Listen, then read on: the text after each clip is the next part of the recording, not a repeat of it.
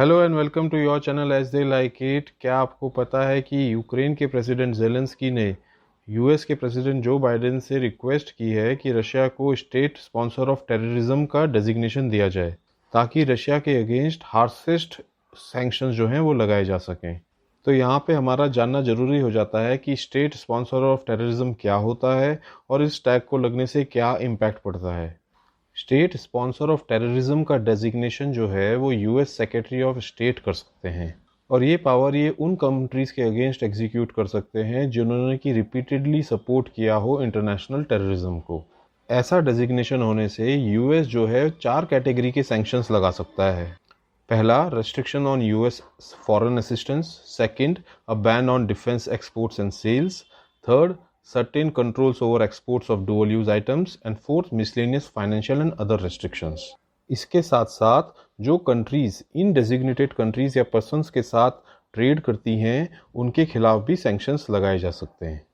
आइए अब जान लेते हैं कि ऐसी कौन सी कंट्रीज हैं जो इस स्टेट स्पॉन्सरिंग द टेररिज्म की लिस्ट में शामिल हैं। एज ऑफ नाउ 4 कंट्रीज जो हैं वो list of state sponsor of terrorism की लिस्ट में शामिल हैं। इसमें फर्स्ट कंट्री है सीरिया जिसको कि 1979 में डेजिग्नेट किया गया था। उसके बाद है ईरान जिसको 1984 में डेजिग्नेट किया गया था और उसके बाद है नॉर्थ कोरिया जिसको 2017 में डेजिग्नेट किया गया। वहीं क्यूबा को रीडेजिग्नेट किया गया 2021 जनवरी में।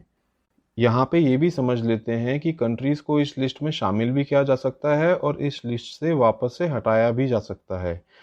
एक कंट्री को डीलिस्ट किया जाता है अगर उसके बिहेवियर को यूएस समझता है कि रिफॉर्मेशन हुई है और अगर उसने इंटरनेशनल लॉ और कंडक्ट को फॉलो करने लगा है या वहाँ पे कोई लीडरशिप चेंज हुआ है जो कि यूएस ठीक समझता है।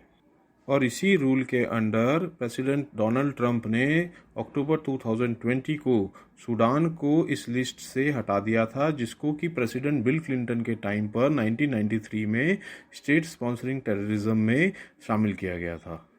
वहीं 1982 में इराक को इस लिस्ट से हटाया गया था और फिर से रीलिस्टिंग की गई थी इराक की 1990 में और उसके बाद 2004 में इसको अगेन रिमूव कर दिया गया। साउथ येमन को 1990 में रिमूव किया गया क्योंकि वो नॉर्थ येमन से मर्ज कर गया और लीबिया को इस लिस्ट से रिमूव किया गया 2006 में।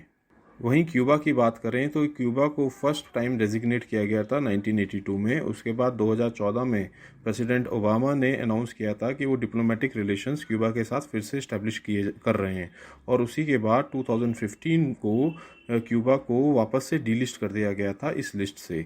लेकिन ट्रंप एडमिनिस्ट्रेशन ने क्यूबा को 2021 में वापस से इस लिस्ट में डाल दिया। आइए अब जानते हैं कि ऐसा डेजिग्नेशन होने से क्या इम्पैक्ट पड़ता है कंट्री पर। सबसे पहला इम्पैक्ट है कि कंट्री के फाइनेंशियल सिस्टम को बहुत ज़्यादा टारगेट होता है। जैसा कि कंट्री के एसेट्स जो यूनाइटेड स्टेट में हैं उनको फ्रीज कर दिया जाता है इंक्लूडिंग द रियल एस्टेट्स। वहीं यूएस जो है वीटो पावर्स इस्तेमाल करता है इस कंट्री के खिलाफ अगर वो वर्ल्ड बैंक या आईएमएफ में जाके लोन लेती है। इसके अलावा ड्यूअल यूज़ एक्सपोर्ट्स भी प्रोहिबिट हो जाते हैं उस कंट्री के और यूएस उन कंट्रीज़ के अगेंस्ट भी सैंक्शन लगा सकता है जो ऐसी टारगेटेड कंट्री के साथ बिजनेस करता है। तो अगर यूक्रेन की रिक्वेस्ट पर यूएस रशिया को ऐसा डेजिग्नेट करता है तो ये पुतिन के लिए एक बहुत बड़ी समस्या का कारण बन सकता है और यही कारण से उसकी रेपुटेशन भी ख़राब हो सकती है। तो ये थी हमारी coverage regarding state sponsor of terrorism क्या होता है। अगर आपको ये पसंद आई हो तो लाइक एंड सब्सक्राइब करें और साथ ही साथ इंस्टाग्राम और टेलीग्राम से जुड़े जहाँ पे कि हम फ्री पीडीएफ फ्री नोट्स देते हैं। Thank you.